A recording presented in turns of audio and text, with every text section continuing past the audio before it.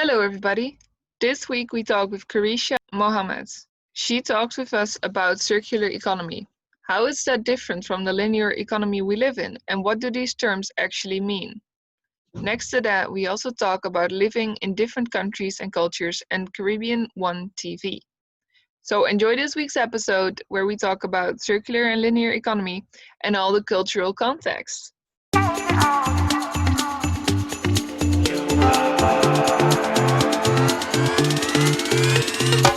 Hey, Kareesha, thank you so much for being here today. What have you been up to? Hi, Julika. Thank you for having me here. What have I been up to? Lately, I've been learning about circular economy. I've also been working.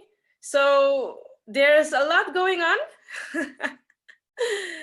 So later in this podcast, I will tell you more about circular economy. So what are you working on? What is your job? At this moment, I am doing a master program about circular economy. So I'm learning more about this new economy, and it's a lot because it is something new, and it is also a hot topic right now because we are at this moment we are living in a linear economy. So it is an economy where we make products, we use them, and we dispose them. And we are going to heading now to a circular economy where we where we make, take, and reuse products. So instead of throwing products away, we are reusing them. So how does that work? How do you then make products different from before? So for example, let me give you an example. In a circular economy, company normally, we make products like, for example, plastic. In a linear economy, we make plastic. So you know how plastic is made. It's made of glass.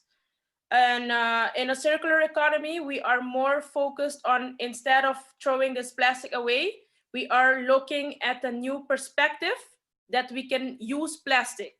So instead of throwing it away, we are looking at new possibilities or new ways to reuse this plastic to make another product. So do you understand where I'm heading?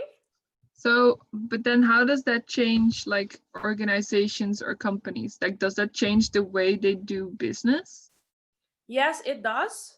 Because at this moment, most companies do not really think about what happens to a product after people use it. In a circular economy, the focus is also on reusing products, to look at what can we do with products that are used.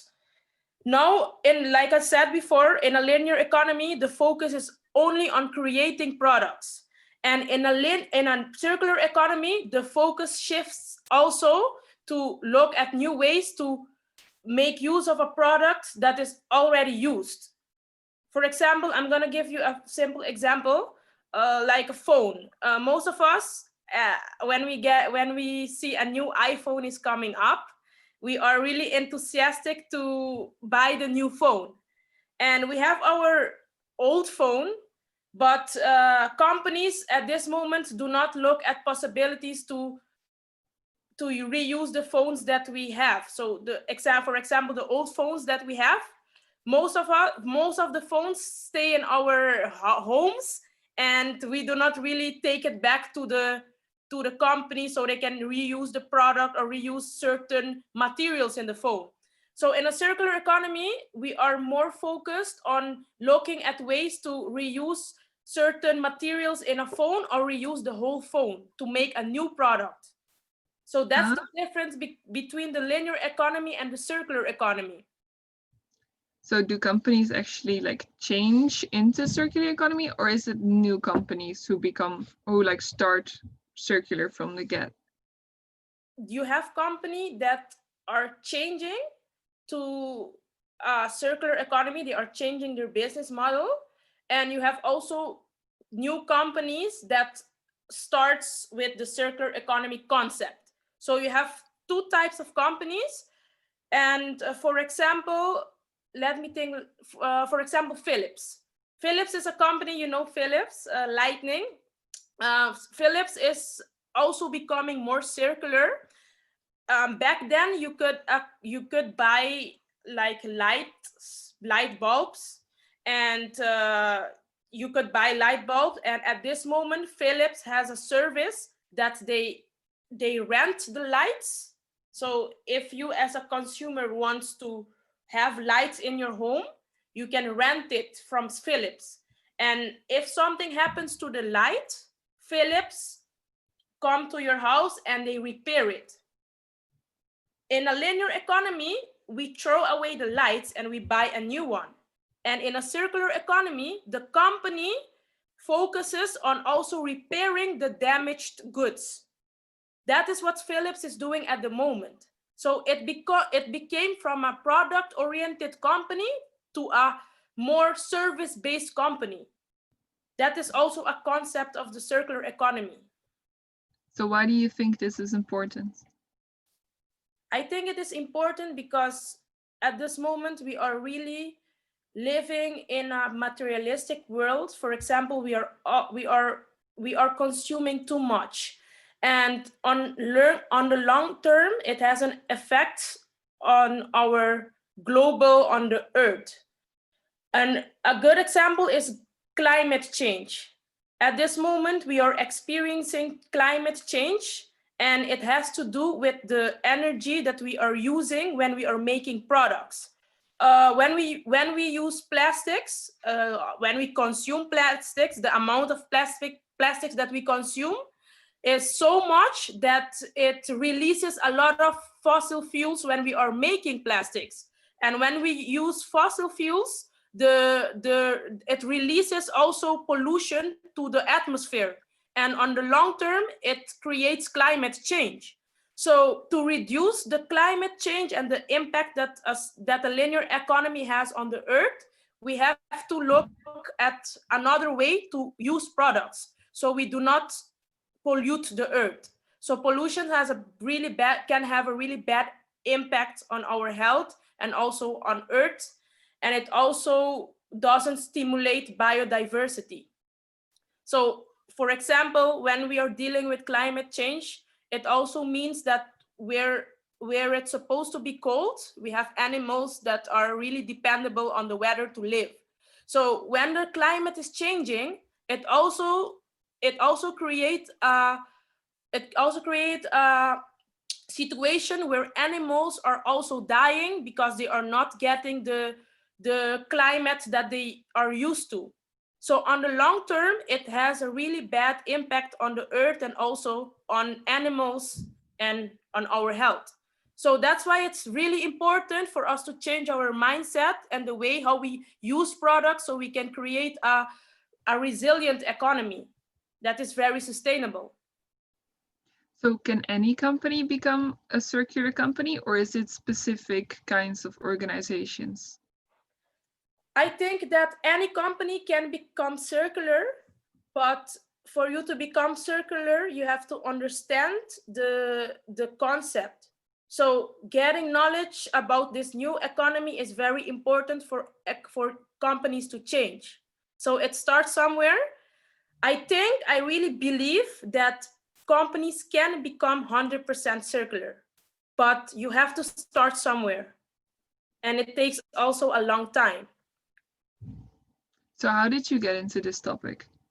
How did I get into this topic? So, as you know, I have a background in marketing. I did commercial economics before my master's, and when I was looking for a minor in my third year, I came across circular economy, but I didn't really know what it is. So I asked one of my family members if they ever heard of this topic before. And she told me it is a hot topic in the business where she works. So she told me to look into it, and I went to do my research. And, I love economics. So when I was reading up on it, I became very enthusiastic about this new topic. So for me to know more about it, I chose it as my minor. And during my minor, I got more knowledge of this topic. So that's how I came across circular economy. And then what made you decide to do a master in it? What made me decide to do a master's in it? When I was following this program, this minor, I really became very enthusiastic about it, and I wanted to learn more about it because I really believe in it. So I know it's something that is going to happen, and I know also it is something that can help the world and people. So because I felt that like I didn't know enough. So I was really eager to learn more about it. And I really wanted to specialize in something that has to do with economy, but also something that has to do with the social aspect of economy. And circular economy has also it has a lot to do with social aspects as well. It's not only getting money, GDP, it's more than GDP. It's more about social, human being, health. So because I'm really interested in those kind of topics, I decided to do a master's also in this field.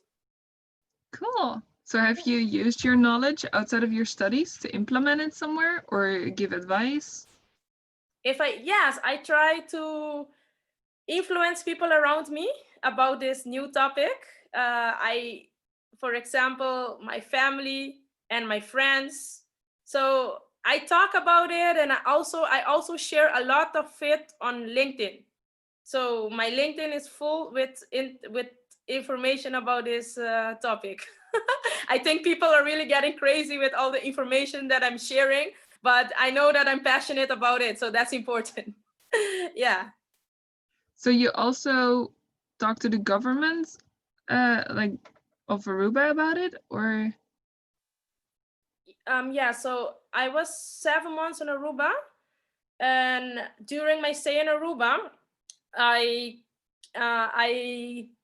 went in a conversation with the government of sustainability, and during our conversation, I was explaining him about the importance of circular economy for Aruba.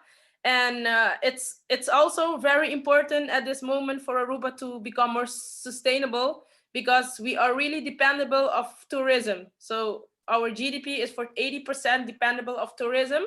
So we don't have a really sustainable or resilient economy. So I was talking to the government of sustainability about the idea of focusing more about sustainable.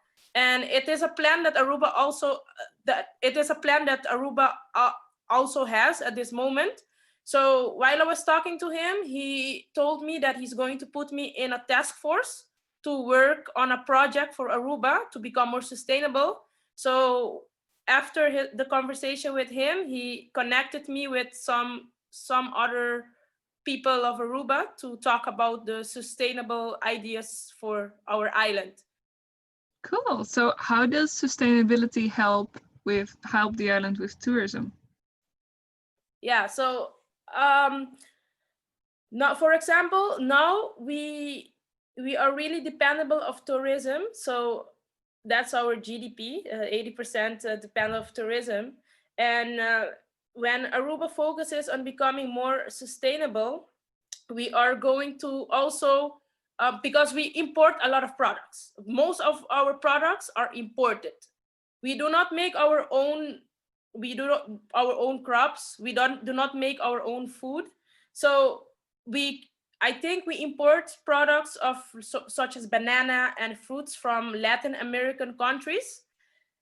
So now Aruba has become Aruba is focusing more on agriculture. Normally, our focus is on the tourism industry because, like I said, tourism is a really successful industry for us. And on a long term, so for example, now in this pandemic, we realized that we cannot really depend on tourism to make Aruba successful or to help the people in Aruba to get jobs. So now we are really focusing on agriculture. So, looking for innovative ways to create our own products and our own food. So that is also a part of becoming more sustainable, because then we can produce enough food for the people that live there, and that makes our economy also more sustainable. For example, if in the future we get such a pandemic, we have food for the whole country. So that's really important at the moment, and we won't be really dependable of tourism. That's really interesting. Yeah. So was that an idea that you with the task force came up with, or? Yes, that's one of the ideas that we came with, to focus more on agriculture, and also to look more at solar panels. Building with solar panels, to reuse the energy that we get from the sun, because the weather in Aruba is really, it's tropical, always sunny. We have a lot of sun energy. So we were looking also at ways to build more with solar panels, so people do not have to depend on other source of energy to get their energy from. That's really And great. yeah, it's really great. I know, it's interesting. Cool. Yeah. So you're from Aruba and then you came to the Netherlands to study here, right? Yes. For your bachelor's. Yes. So why did you decide to study in the Netherlands? Why did I decide to study in the Netherlands? Yeah, most of us come to the Netherlands to study, because in Aruba we don't have a lot of programs, a lot of studies. Aruba is a small island, so it's really limited when you want to study. For example, if you want to if you want to become a doctor, you have to come to the Netherlands to follow the study, because we do not have that option in Aruba. So most of us come to the Netherlands, leave our island to come here to develop ourselves in the professional aspect and also personal aspect. So what was it like to move? Oh, so it was, thinking back, it was a really, really, really big step for me to move to the Netherlands to study. For example, it was really difficult to leave my parents and also my island. But on the other hand, I am so hungry and eager for success that I needed to take this opportunity to come here and do something great for my future. So it was bittersweet, but looking back, it was the best decision that I ever made in my life. So how are the two countries different? How? Okay. Aruba, the Netherlands. That's a really good question. Aruba is very small, so think about it like this. In Aruba, there is like 150,000 people living. In the Netherlands, it's 17 million, right? 17 million, right? So that's a big difference. So it's the size and the amount of people that live in Aruba and the Netherlands. That is difference number one. The second difference is that everybody is close by to each other in Aruba. So if you want to go to a friend, it takes you like 15 minutes by car to get to your friend's house. In the Netherlands, if I want to go to a friend and she lives in Amsterdam, it's gonna take me like almost 2 hours. So the distance are really big in the Netherlands and Aruba, because it is a small island and the Netherlands is a big country if you compare it to Aruba. The third difference is also the culture. People of Aruba are really warm, so we are really family oriented. Not only my mother, father, and brother are my family, but also my auntie, my uncles. Everybody see each other like every day. And in the Netherlands, it's different, because I think because of the distance as well. People are more interested in their yeah their mother, father, and sister. I think like you grow up more with your gezin, when, like you say it in the Netherlands. So I think that is also the difference. The individualistic lifestyle in the Netherlands, and in Aruba it's more the social, so it's more social. Other difference is, I think, the weather. I can't forget that. I can't forget the weather. Aruba has like one weather. It's always sunny, 30 degrees. And the Netherlands, like we have four weathers, four seasons. So that's a big difference. So, what can the Netherlands learn from Aruba then? What can the Netherlands learn from Aruba? Aruba. I think people from the Netherlands can learn about Aruba, the friendliness that we as Aruban people have. We greet everybody. I think it's because we know everybody as well. Aruba is small, so we greet everybody, we know everybody. And also the relaxed lifestyle. In Aruba, we are really relaxed. We are relaxed, and timing is not really important. And in the Netherlands, being on time is really important. You know that. I see you like, yes, it's very important. And in Aruba, it's not important. So I think Arubian people can learn about the Netherlands. Being on time is important. And people from the Netherlands can learn from Aruba. Being relaxed is also important. So don't stress. Yes. I love that. Yeah. So, what did you learn in the Netherlands that you didn't know before you came here? Okay. What did I learn? That's a really good question. I have to really reflect. I learned to plan my day. That's something that I learned in the Netherlands. That making a planning day by day helps me to complete my tasks. In Aruba, I was not used to make planning. I used to just wake up and I'll see where the day brings me. And in the Netherlands, I have learned to make a planning to see what do I want to achieve on this day. So planning is something that I've learned in the Netherlands. I have also learned how to communicate effectively, the directness. Dutch people are really direct, and I love that. It saved me time to explain and get what I want. So I learned how to be direct, and I've learned also it is okay to be direct.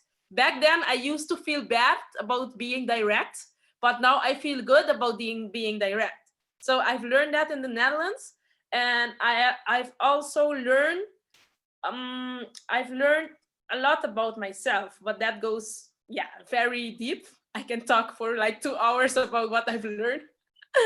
But that are the main important things that I've learned in the Netherlands. That's really cool. Yeah. So, you also left for New York because you did an internship there. What did you do when you went to New York? Yes, I went to New York. I did my internship in New York. I did my internship at a artist management company. The name of the company is Vicray Inc. And during my internship, I did a research for a project that this company wanted to start it back then. It is a project about Caribbean One TV. Caribbean One TV, like the name tells you, it is a Caribbean One TV is a platform. You can compare it to Netflix that streams Caribbean movies. Think about Caribbean movies, TV shows, Caribbean musics, video music. So I did a research for the company to see if there is a demand for this project, for this platform.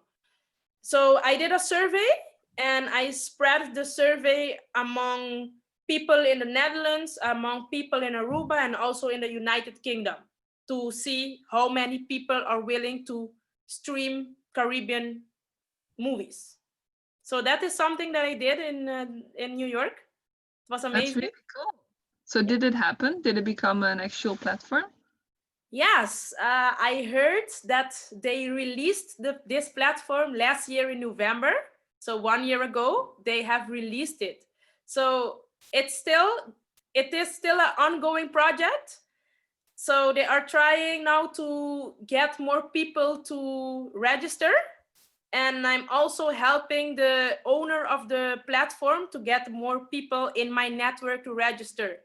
So it's amazing to see that such a project is continuing. So it's nice. Yeah. That's really cool. So what did they want to achieve with this project, with this platform? Because What they do could you have put the money and they could have put the movies on another platform like Netflix, but why did they want a separate platform for it? They wanted a separate, I think they wanted a separate platform because at this moment we have a lot of Caribbean movies that are produced or has been produced, but nobody knows where to find them. So it's all over the internet. And by sorry, and by creating such a platform, we have one place to see all the Caribbean movies. So it gives us also access to one platform where we can stream whatever we want that has to do with Caribbean movies. At this moment, on Netflix, you cannot really find a lot of Caribbean movies, barely. And this Caribbean One TV it is a benefit for us because it can give also young people, it stimulates them also to go more in the movie industry, and also it is an opportunity for them as well to produce more movies that has to do with the Caribbean. So it opened doors for the young people because at this moment in the Caribbean, there is not really a focus on art and movie production. It's something that we have to really work on. Okay, Yeah. that's really great. That's really cool. Yeah. So when you were living in New York, so then you have Aruba, you have the Netherlands, and then you moved to the US. How was that different from the other two places you've lived? It was different because New York is really a crowded city. Think about Manhattan. Very crowded. And what makes it different is the healthcare system is different, and you also see, you see it was a different experience because New York is, you cannot compare it to Aruba, and you cannot compare it to the Netherlands. You can compare it to Amsterdam because of the crowdedness. But the difference is in the people. Our American people are really indirect and always in a rush. Dutch people are direct and always in a rush. And Arubian people are indirect and never in a rush because timing is not important. Sorry, my Arubian people, but it's the truth. And that that's something that I experienced in New York, the crowdedness and also the indirectness. So that's how I can compare it to the other countries. The people are different. That's so interesting. So Yeah. what did you learn when you were in New York? Did you also pick up new habits, new traits?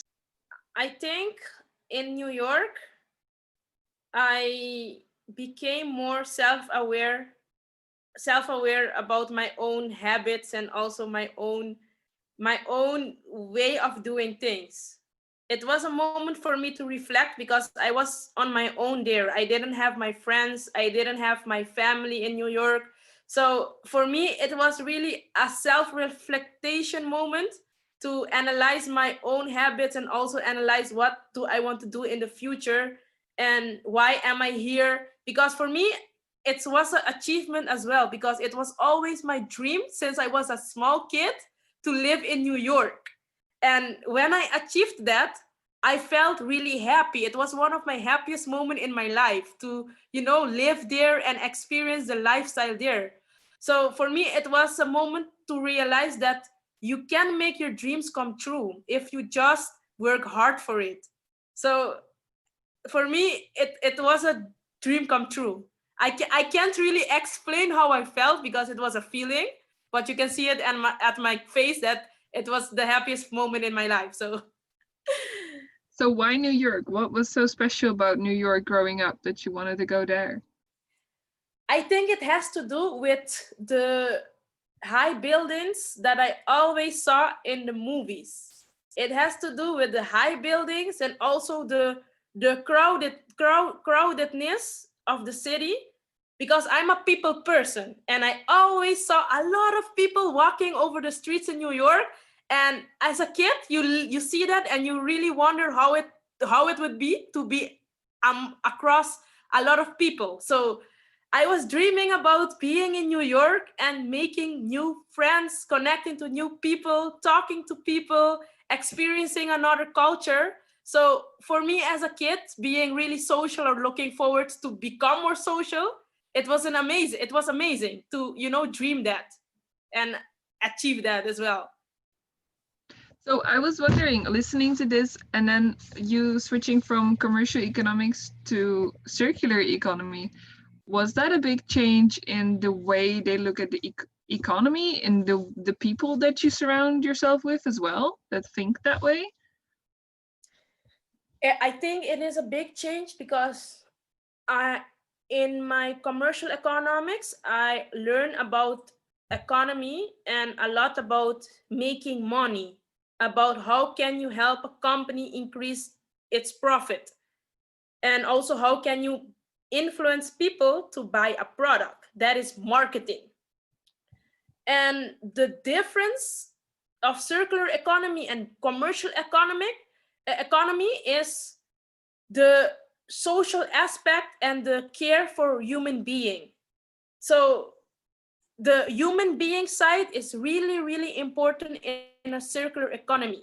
In the linear economy, because the commercial economy is based off the linear economy, in the commercial economy, or linear economy, we we always look at the profit and also at the advantage of getting more people to buy a product. But in a circular economy, we are looking at the product and what kind of effect can the product have on the human being, the health of the human being, and also the environment. So it's two different things. So you're looking more in a circular economy, you're looking more at the human being as the most important factor.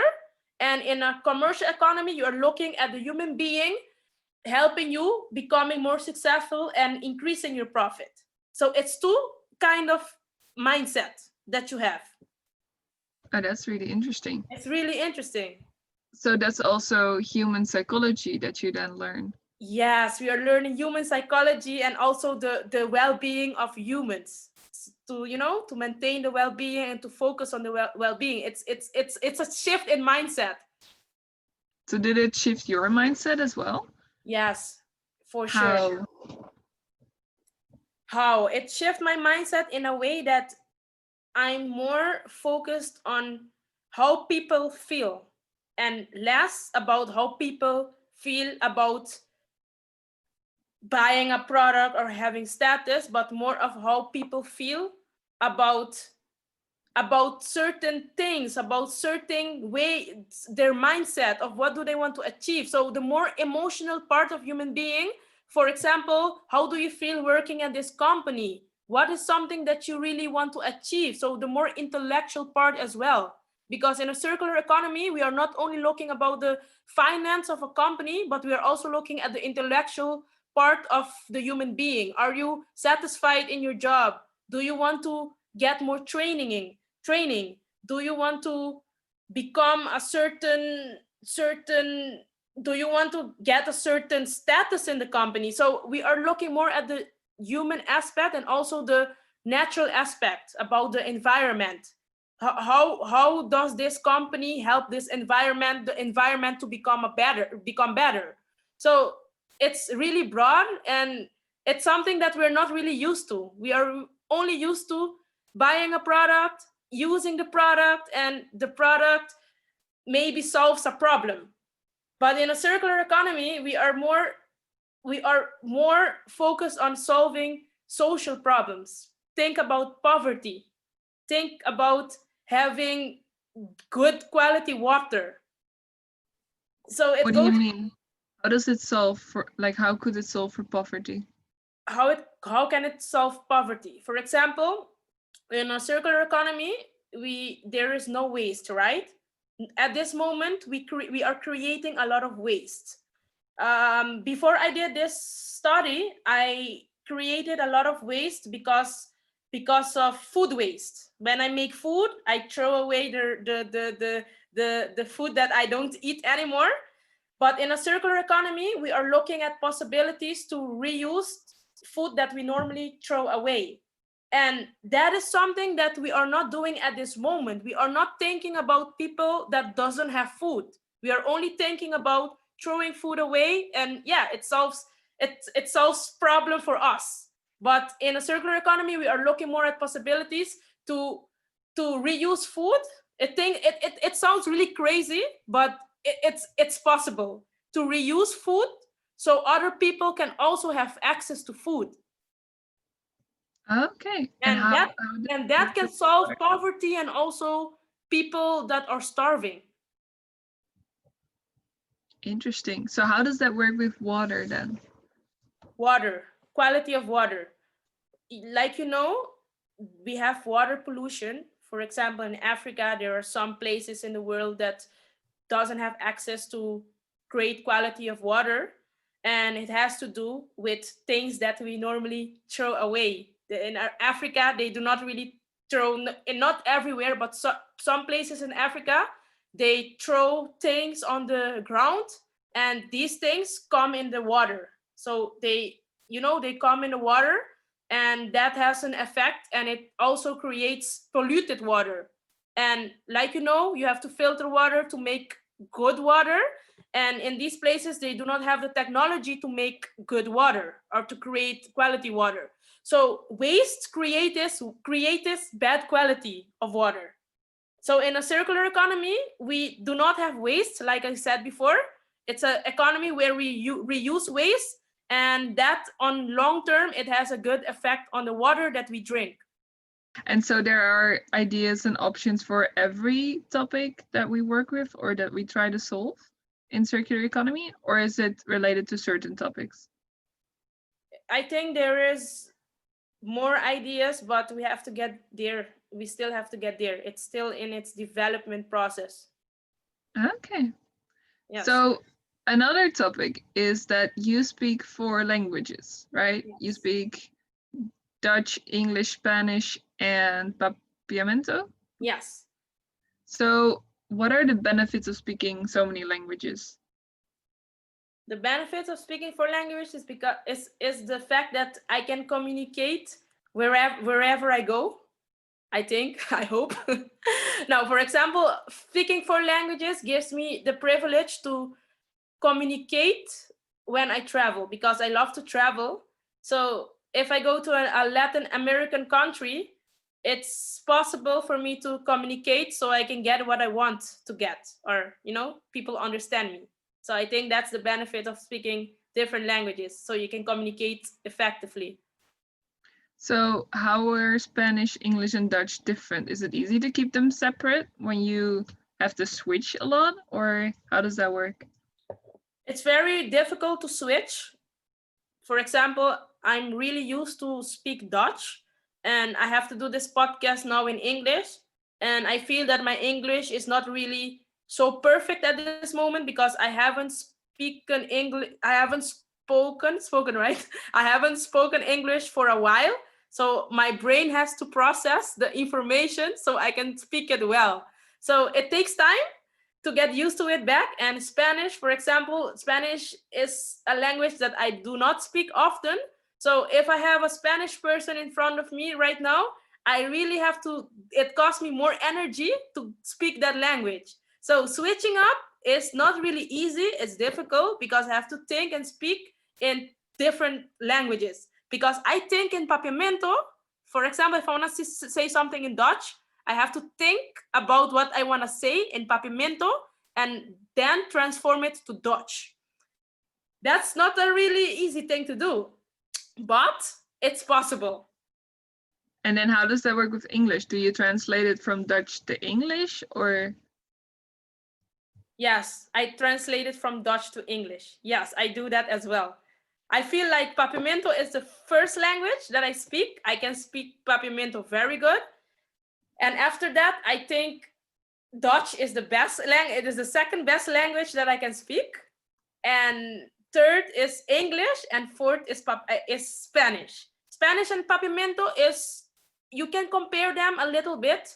Certain words in Spanish is the same as in Papiamento, but it's different. It's two different languages. So yeah. So is it then easier to keep those two apart, or is it easier to keep complete different languages apart, like Dutch and English or Dutch and Papiamento? What do you mean with Like to make sure you don't have the words in the wrong language in a sentence. Like I know that sometimes when I speak like Dutch and English all day through one another, at some point the two languages like combine into one and I don't even know what I'm saying anymore. I feel you. I feel you. I feel you. No, I do it every time. I mix languages in each other. Yes, I do it. I do it with Papiamento and with Spanish. When I speak Spanish, you will hear Papiamento words, but Spanish people can follow me because they understand certain words. So I do it really often. And also when I speak Papiamento, I use English sometimes to make something clear. So yeah. I understand. Yeah, it's not easy, but I can't help it. I can help it, but I'm not really, I just want people to understand me. And if they do not understand me, then I'll do my best to make sure they understand me. And that takes time. So let's do a little lightning round. I ask a question and you say the first thing that comes up in your head. Okay? Okay, fun. What is a skill any economist should learn? Communication skill and analyzing. Analyzing, what do you mean? To look for factors that can influence something. What is a question you want me to ask you that I haven't asked you yet? Which are my favorite books? Because I love to read. Okay, which are your favorite books? You got some ideas for everybody? Yes, Rich Dad Poor Dad. Why? Why is that one so good? I read it in Aruba when I was in Aruba, and that book is really basic. It's really easy to understand, and it explains to a person. So it explained me that somebody you have two kind of people. Both of them have the same salary. So both of them, for example, make 60,000 euros a year, but the difference in those two kind of people is the way how they spend their money. You have a poor dad and you have a rich dad. The rich dad knows how to use his money, knows how to invest to become more rich.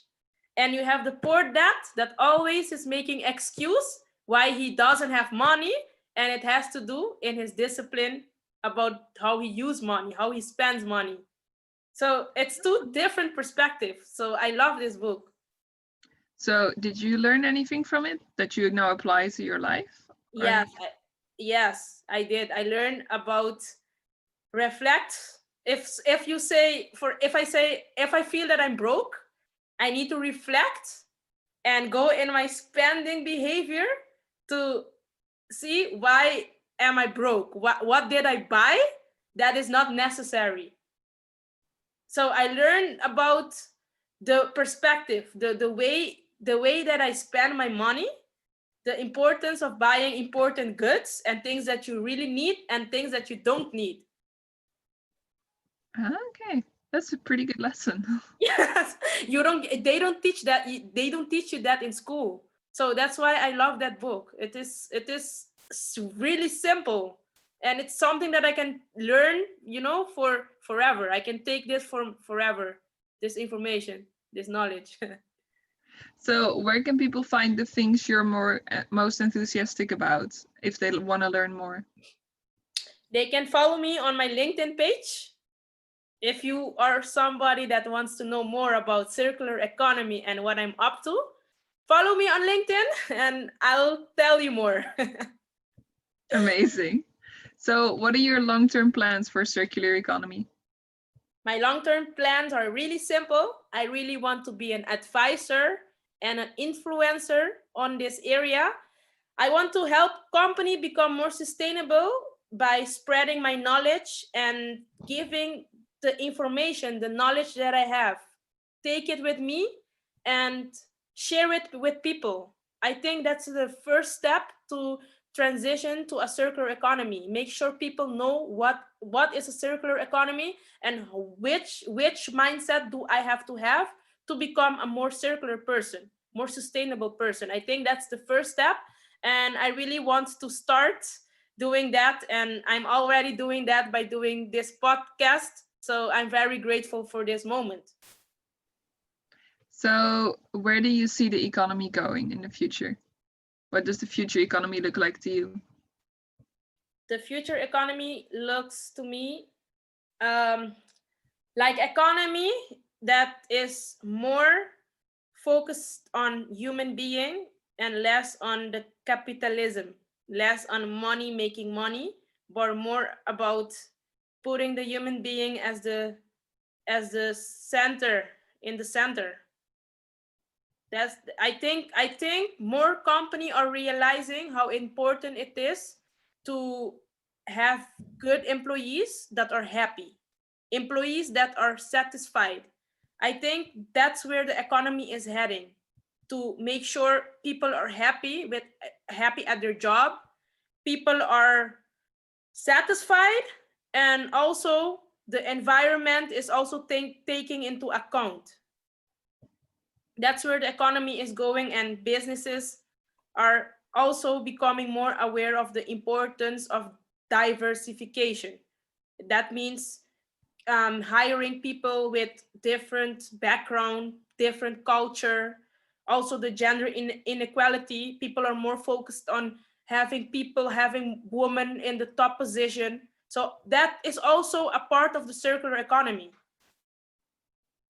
And then finally, what is your advice to future economists? My advice to future economists is to don't look at the old economy models and think that is how this economy is supposed to be, but create more new models, become an innovator in this area. We need people like this to innovate and create more economic models that the next generation can follow and also contribute to.